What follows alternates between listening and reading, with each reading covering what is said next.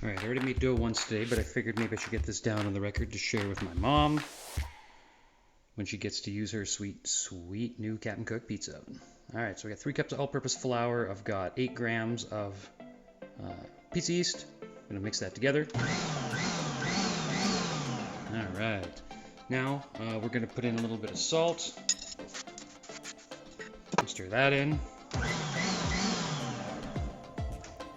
I like to throw in a little bit of Italian seasoning just for color mostly in the crust. Leave it. And now we're going to add some water and oil. I got 1 1/3 cup of water here. I'm going to turn on the mixer. I'm going to pour in the water. I'm also going to throw in roughly 2 tablespoons of oil. For me, that's just 2 chugga-chuggas. All right, let's do it. All right, if you pour it in slowly, you should have a very wet and sticky dough ball. What we're going to do now is add flour until the texture of the dough is tacky but not sticky. It shouldn't transfer any dough residue to your fingers, but it should still feel sticky. All right, let's go.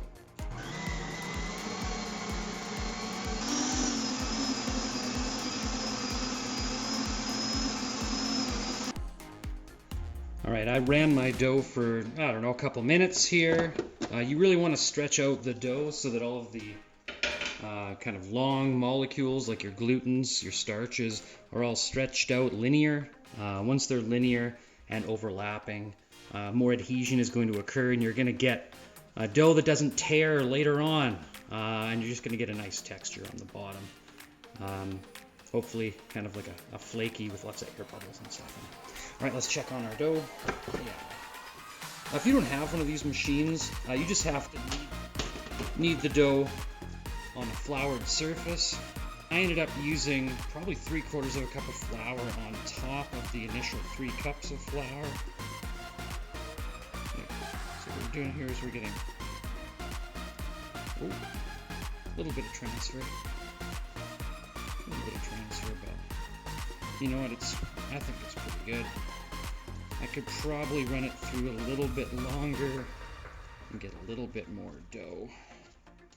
All right, but no, I'm happy with that. So what we're going to do now is we're going to segment this dough into 3 smaller balls, dough balls.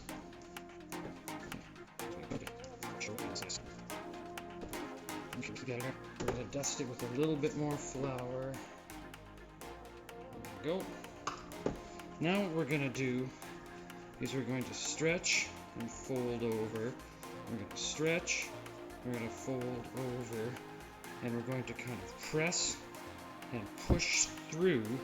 Try to get a nice little and pinch it off at the bottom here to get a nice little dough ball where that gluten stretches to form a nice tight skin on the top.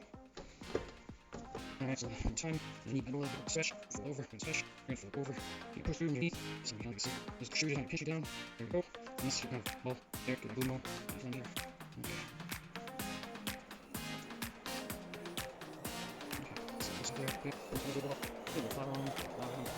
Okay, and now it's that skin side up, and you let them rise. I like to let my dough rise at least 2 hours if they're going to rise at all. I've done it in an hour. I wasn't really happy with the results. Pretty dense. 3 hours kind of perfect. Or make a whole bunch of pizza dough, put it in some containers, throw them in your fridge. They'll last, well, for me, a calendar week. I think a calendar week. It starts to get a little gooey again at the end as the yeast kind of continue, but the flavor, so good.